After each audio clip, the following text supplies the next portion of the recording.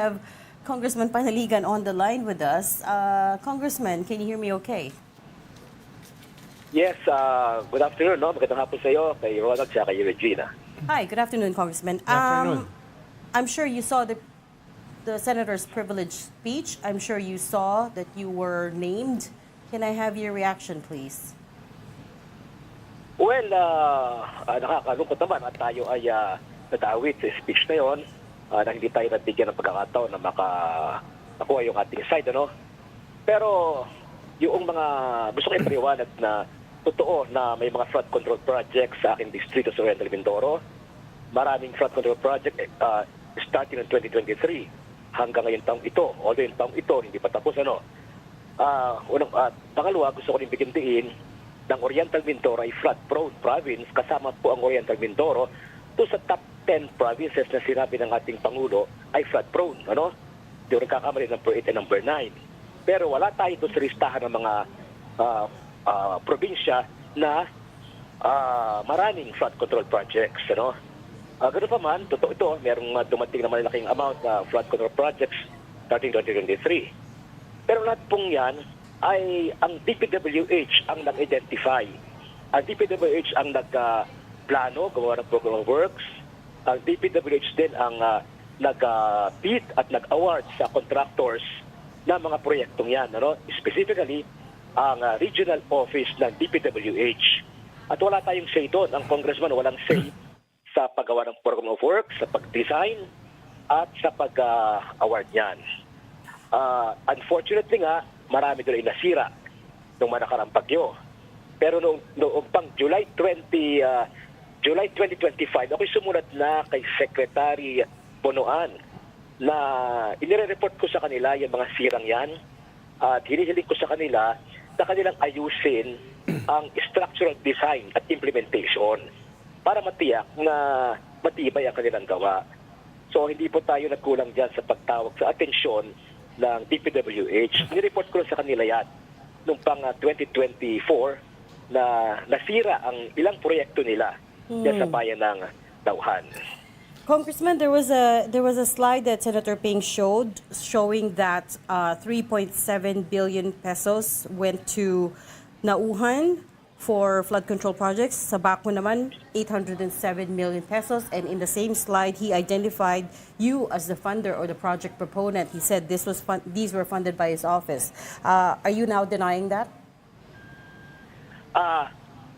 Hindi po tayong proponent dyan. Sabi ko nga, ang proseso kasi sa budgeting, ay yung National Expenditure Program or NEP nanggagaling sa Executive Department. Pag dumating sa Kongreso para talakayin, nakalagay na po doon ang mga national flood control projects. Correct. Pero nakalagay na po dyan. Na-identify na yan. We also know... So hindi po tayo nag-propose dyan. Oo, hindi tayo nag-propose dyan. Ngayon, tutusin, pwedeng tawagin congressional funding kasi nga, ang NEP naman ay ina-aproba ng Kongreso. Kaya parang pwedeng angkinin nga na yan ay Congress ang nagpondo, no? Hello? Yes, go ahead, Hello? Congressman.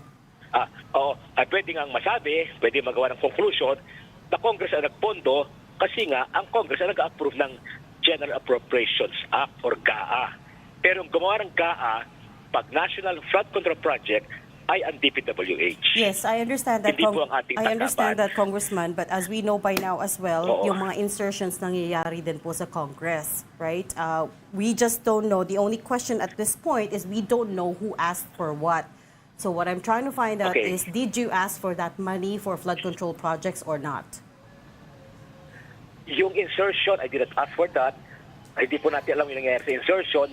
Kasi yung po sa PICAM nangyayari. If you're aware of that issue na merong PICAM, small committee pa, hindi po ako member ng PICAM, hindi ako member ng small committee, kaya hindi natin alam ang nangyayari dyan.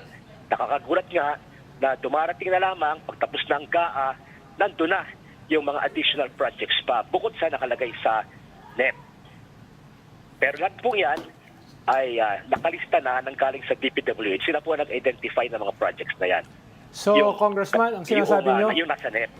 So, Congressman, sinasabi nyo, lahat ng mga problema dyan ay dapat ibato sa DPWH.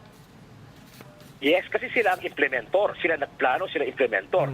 And as I told you, nung July 2024, I wrote Secretary Bonoan reporting sa kanila na may mga nasira dyan sa bayan ng Nauhan.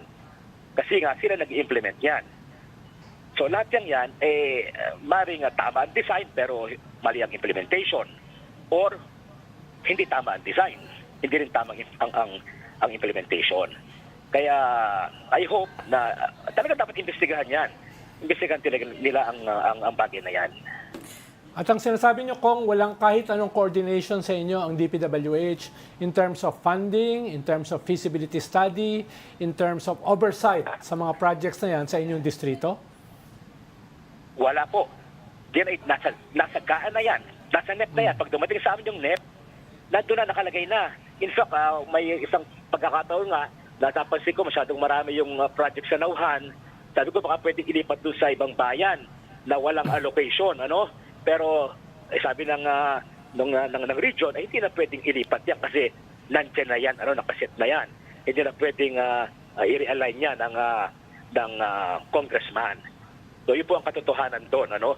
Ang identification talaga ng flood control projects ay nasa DPWH. Nasa rin po ang implementation. Congressman, pasensya na. That's a little bit hard to believe that you don't know anything about the flood control projects in your district. Di ba matagal ng flood prone ang Oriental Mindoro? Yes, no. Hindi ko man sinabing hindi ko alam. And okay. Alam ko yan kasi nasa NEP. Okay, Nakikita yes. ko sa NEP yan. So, are you... Kaya alam ko na aware na kami. Okay, were Pero you implementation yan, ang planning implementation ay nasa DPWH. But were you aware that there was massive corruption in these flood control projects?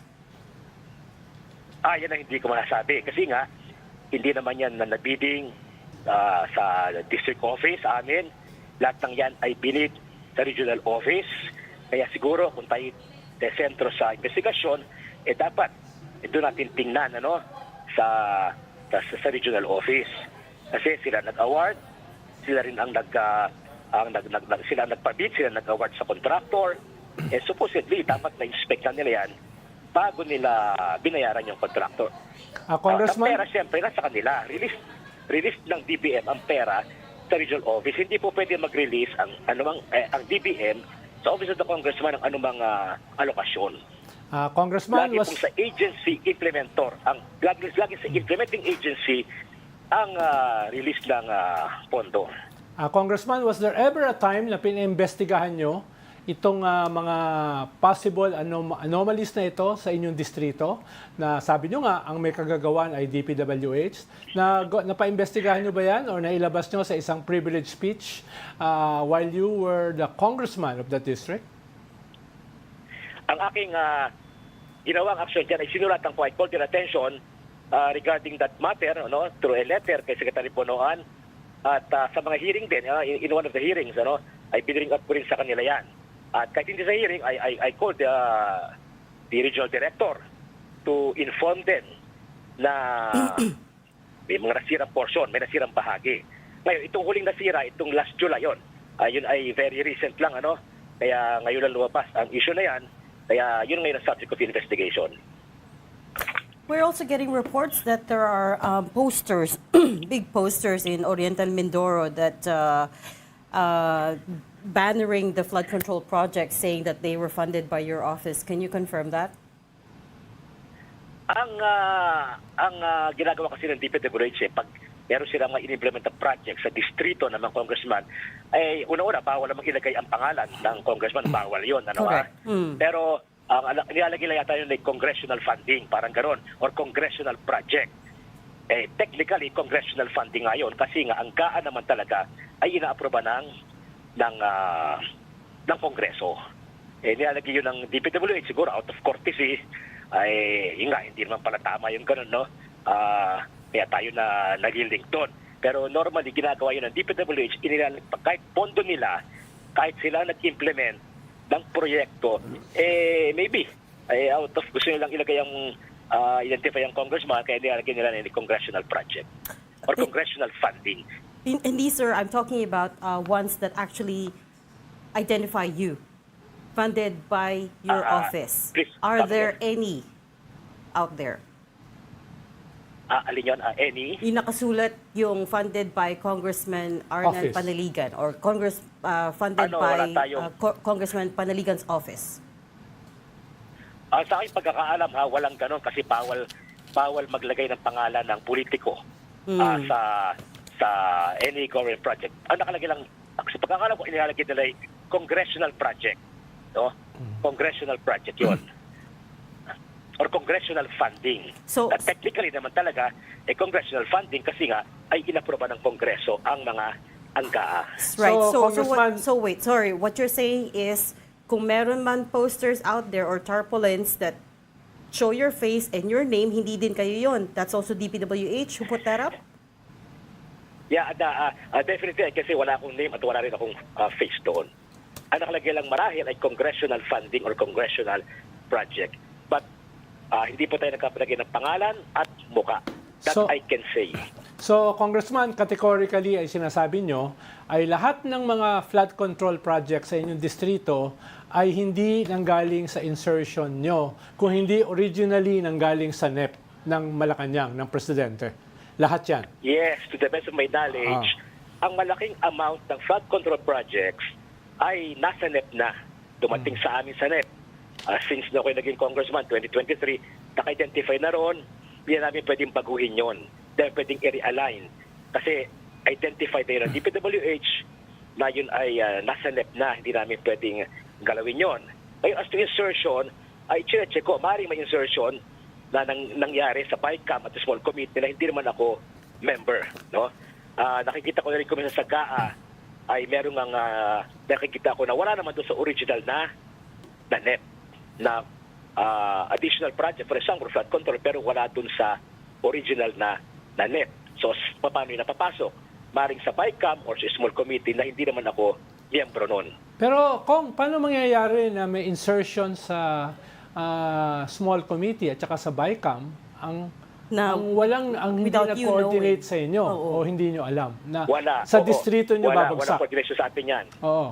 Oo, walang coordination sa atin yan. Kaya nga, nakikita lang natin sa paglabas yung final, yung signed by the President, meron pang dagdag, lumalaki yung NEP natin, hindi na tayo, sa aking experience, hindi ako na-inform. Hindi namin alam yan. Natin na lang sa kaayan. So, so yun siguro ang dapat nating tuklasin, alamin. Paano nangyayari yun? I honestly, I don't know what to do with that answer because parang you're making it sound like you're as clueless as us, Congressman. Because if you didn't ask for that insertion or that funding, bakit naman mapupunta sa Oriental Mindoro, for instance? Well, hindi natin masabi nga, pero kasi nga ang ginagawa ng DPWH dyan, tinitingnan na rin siguro yung mga flood-prone provinces na pwedeng lagyan ng ganyang flood control projects, I'm sure yun ang kanila nagiging parang basis dyan, na nakita siguro nila sa Oriental Mindoro ay maraming flood prone. Tapos sa totoo lang, in the past years, wala pang malalaking flood control projects na na-implement ang highway sa Oriental Mindoro. Kaya siguro sabi nila, dito dapat ang lagyan natin ng proyekto. Right. Okay. Dahil Pero kung nangyari yan sa BICAM o sa small committee, walang DPWH doon. Either senators or congressmen ang nandun. Or Actually, no. Yes. In fact, sa small Oo. committee, it's just the congressman.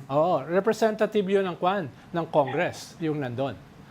Kung BICAM, no? Kung Totoo yun, pero small actually, committee, hindi po Congress. natin alam. Hindi natin alam ang nangyayari sa BICAM. Because hindi nga tayo naging member nun. Ever since, hindi naman tayo naging member, hindi rin tayo nag-aspire. Pero we don't know. Maybe the executive departments, the executive agencies, like highways, nagsasubmit pa rin ng additional request. Naaring nangyayari yan. Let's say ang highways, sasabihin, ito, patagtag nito. So, sa BICAM nangyayari yon na hindi na alam normally, hindi na alam ng district congressman. I want to go back to the slide we were showing, Congressman. If we could just backtrack 2 slides. The one that titled unprogrammed funds. So sabi ni Senator Ping, may dalawang barangay. One is Barangay Burbuli and the other is Barangay San Jose. In Barangay Burbuli, about 94.87 million pesos worth of contracts were given to just one contractor named Silver Wolves. Sa Barangay San Jose naman, it went to Raymond Builders to the tune of 231 pesos 231.45 million pesos. Now, these are questionable because they came from unprogrammed funds. And as we all know, it's very difficult to get money if it's unprogrammed, meaning the government can only take it if there was excess revenue. And as we all know, hirap na nga tayo to craft the budget with the little that we have. So, how do you explain this? Definitely, yung unprogrammed funds, yung nga, isa pa rin yun na maybe that is something that is lacking in transparency, yung unprogrammed funds, hindi rin po office ng congressman ang may kinalalaman dyan sa mga unprogrammed funds na yan. I would like to believe na sa DPWH na yan at saka sa DPM, doon sila marahil nagkaroon ng usapan para marilisan sila. Totoo yun, sinabi nyo that unprogrammed funds practically malabo yan. Malabo yan ay ma-release kasi yan ay contingent sa additional revenues. So, kung merong na charge sa unprogrammed funds, yan po ay ang makakasagot ay ang DBM at ang DPWH. So, for the record, again, this slide that we're showing right now, you're telling me that you know nothing about this either. Yes, unprogrammed funds. I can tell you, honesty, na hindi natin alam ang nangyayari sa unprogrammed funds, kung paano yung nirelease, paano yan na napapalabas. I think, ang makakasagot niyan ay ang DPWH at saka ang DBM. Sir, Congress holds the Kasi yan power po of ay- the purse. How do Yes. you not know how unprogrammed funds are released? Ganito, kasi alam mo, yung power of the purse, totoo lang, in reality, hindi naman po yan ang nangyayari. Dahil nga, mas nasusunod, I hate to say this, pero para bang limitado nga, ang power ng Congress dyan. Supposedly kami nag-approve ng budget, but remember yung net ay nanggagaling sa Executive Department. And as far as the public works projects are concerned, ang DPWH ang nag-identify na ng national projects. So, Ang Congressman, ano lamang pwedeng identify yung local projects na tinatawag, yung local infrastructure projects. Ano yun? Yun yung mga barangay hall, barangay health centers. Yun lamang ang talagang may say ang congressman sa identification. So, Congressman, ang sinasabi nyo ay mali yung sinabi ng Presidente na yung do sa previous GAA para sa 2025 na nag-react siya ng gusto at originally ay hindi niya pinirmahan, ay yung mga unprogrammed funds doon ay galing mismo sa executive. Dahil ang narinig ko kasi sa Presidente, kaya niya kinat yung unprogrammed funds, ay sinasabi niya ay nanggaling yon sa mga politicians, specifically sa House at saka sa Senate. Ang sinasabi nyo ay hindi totoo yon. Well, di ba sinabing mali ang Pangulo, yung isang bagay talaga dapat ma-identify, ano ba yung mystery ng unprogrammed funds na yan? For example, ngayon, dumating sa amin yung GAA, may nakalagay na rin unprogrammed funds. Dumating sa amin yung NEP, at nag-umpisa ng aming hearing dyan noong Monday, meron doon nakalagay na unprogrammed funds na. Kaya hindi natin alam. Kaya as far as we are concerned, hindi sa amin ang galing unprogrammed funds.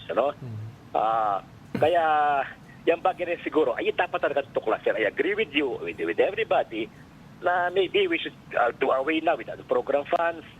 We should have a more transparent PICAM deliberation at wala nang insertion dapat.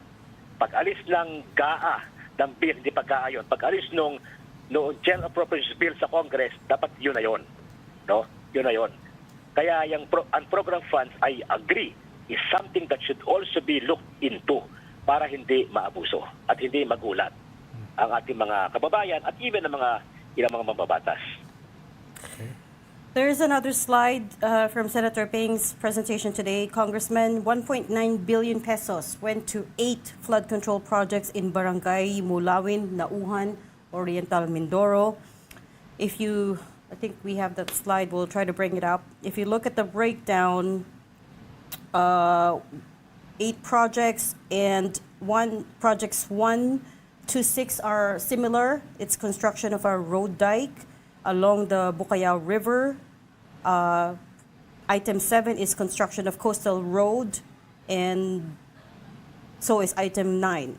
Item 8, construction of coastal road, also in Nauhan. Can you talk me through these projects? I mean, gano'n ba talaga karaming pera kailangan for Barangay Nauhan? Barangay Mulawin in Nauhan? Actually, maybe ang DPWH can explain it better yung RT, pero yung Nauhan kasi is one of the most flood-prone towns sa Oriental Mindoro. At yung river na yan ay napakahabang river yan. According sa DPWH, ay 300 kilometers ang dapat gawin sa mga ilog na yan. Kasi yung ilog na yan talagang napakahaba at tumatanya sa maraming barangay at maraming bayan. Ang according sa regional director, nung siya kausap ko, 300 kilometers ang kailangan gawin. Ang mga malaking pontong yan ay siguro wala pa yung 100 kilometers na nagagawa. So mahaba talaga yan. Mahaba yan. Maybe ang RT should explain that kasi may technical ko niya, may technical na But I will also get the data para masuri natin, mag-examine talaga natin. Mahaba po ang ilog na yan.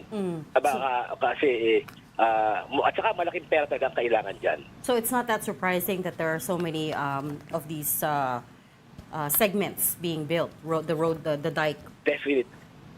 Definitely. Ang haba, if we can only go there, I can show you na Okay. napakahaba ng river na yan at saka both sides. Kaya dapat talaga ay lagyan ng malaking pondo. Okay. Now, Kaya lamang, we should really insist na talagang yung standard ay very strict. do you know any of the contractors that Senator Ping name dropped today? Silver Wolves and Raymond What? Builders. Do you know of them? Do you have any connections to them? Have you met them? Wala tayong connection dyan. I can say, wala tayong connection dyan. Narinig natin ang pangalan nila kasi nababasa ko sa report. Pag nakita ko yung report, ay nakikita ko yung pangalan nila, pero hindi ko sila kilala in person. Personally, hindi ko sila kilala. And I have no connections with them whatsoever. You've never met them? I have never met any one of them. Hindi ko kasi, as a matter of policy, I do not talk or socialize with contractors. Kapag meron akong concern sa proyekto, katulad nga nung nakita ko nasira, ang highways na kinakausap ko lang. Ang highways na sinusulatan ko because they are the implementing agency. Sila ang concern dyan. So, hindi ko sila kilala. Okay. Except yung isang nabanggit dyan, yung isang nabanggit yun. Sino, medyo sir? may familiarity ako kasi lagi ko nababasa yun. Yung sa SunWest, based on what I heard, kasi yun ang maraming project. What do you know about Nakikita ko lang SunWest? sa news yun. Oo. Well, hindi ko alam kung sino mga may-ari, pero narinig ko na yun na isa sa mga may maraming proyekto sa aking distrito. Kaya yun ang parang familiar in the sense na marami siyang proyekto sa akin. But I You don't know who members the of owner board of is, directors. Kong? Hindi ko alam, although may mga pangalan siguro nababanggit, but How can you don't say know that, kung Kong? It's sino all over ang the news. SunWest is president. being linked to your colleague, Congressman Zaldico. Iyan din na nabasa ko nga. But I have no evidence kasi ang nakita ko, ang presidente iba. No? I am not saying na siya nga, I cannot confirm that. For lack of personal knowledge, maybe I can get the... Hindi kayo I can nag-uusap check sa Kongreso? The name of hindi ko siya nakakausap sa Kongreso. Hindi ko siya nakakausap. Okay, but he has a lot of, if it is, this contractor that's allegedly linked, he co-founded it, right? Has a lot of projects in your district, pero hindi nyo na pag-uusapan yun? Hindi ko pinag-usapan because as I told you, I do not deal with contractors.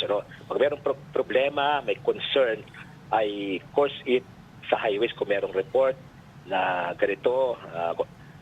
Yun, ang reklamo ay doon ko sinasabi sa DPWH. Okay. How many projects does SunWest have in your district? Do you know? Well, hindi ko hawak yung report ngayon, hindi ko hawak yung kung ilang bilang ngayon,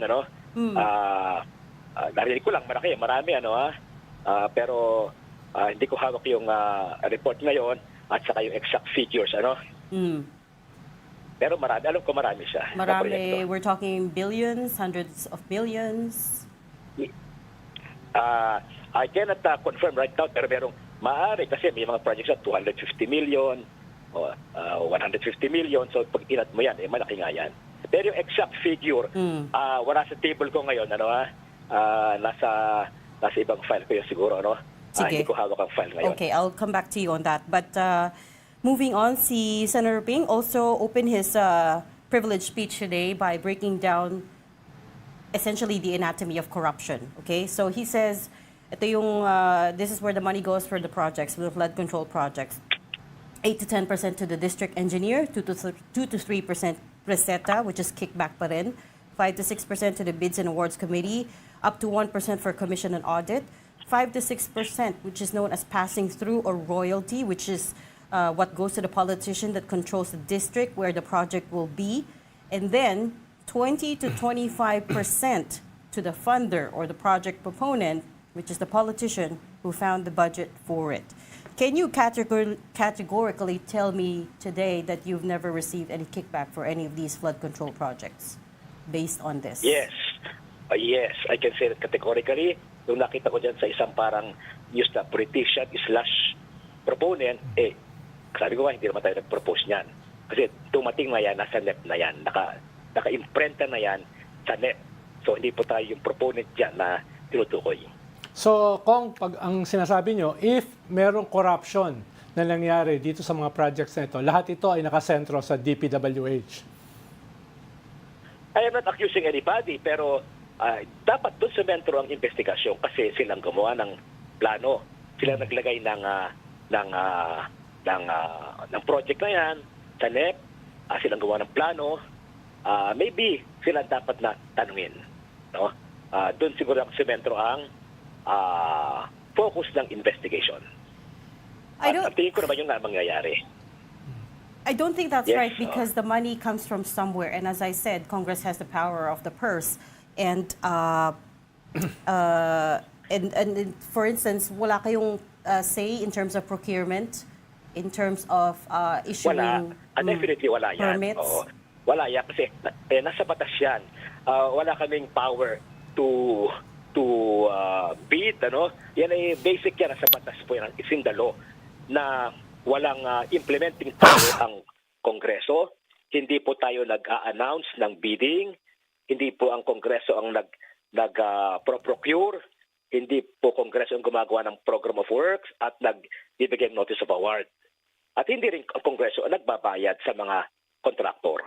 Ang aming papel nga lang, aproban yung General Appropriations Bill na nakalista na ron ang mga priority projects ng national government. Kong, may mga lumabas na mga... Yung po reality ron. Kung may mga lumabas na mga balita na originally nilabas ng Rappler, na may mga politiko na yung mga contractors ay nag-contribute sa kanilang election campaign.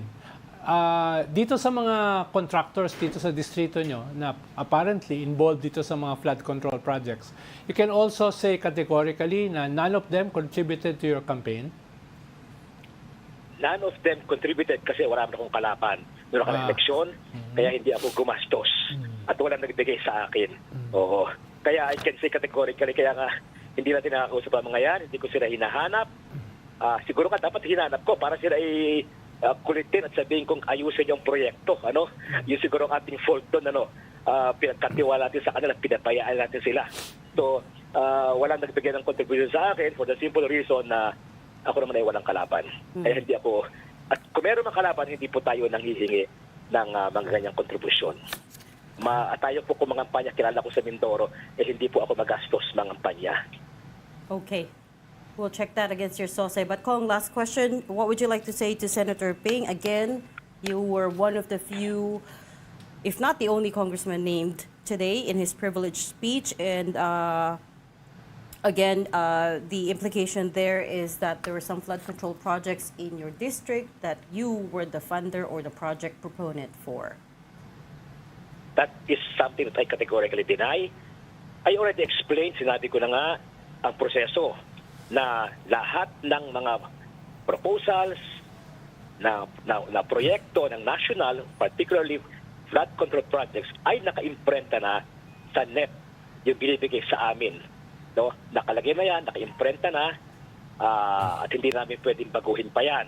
Sir, no? Naka-imprenta na yan. That's not correct, Silang sir. gumawa niyan. Nababago pa po ng Congress yung line items. I have to disagree there.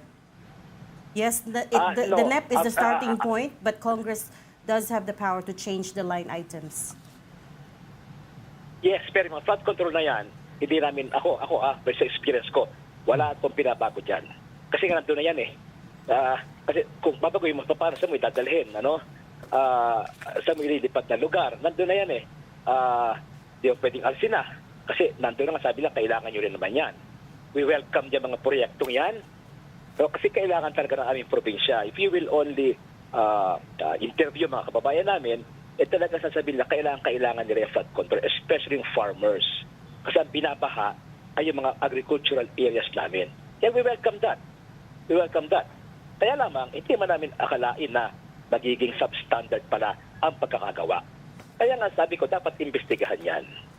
Okay. We'll leave that there for now. Thank you so much for joining us at such short notice today, Congressman Arnan Panarigan, 1st District, Oriental Yes. Mindoro. Thank you, sir. We'll circle back to you as this Senate hearing progresses. Salamat, Kong. Yes. So anytime, I'm here to explain. Wala tayong tinatago dyan. Kilala naman tayo sa Oriental Mindoro. Willing tayo magpaliwanag.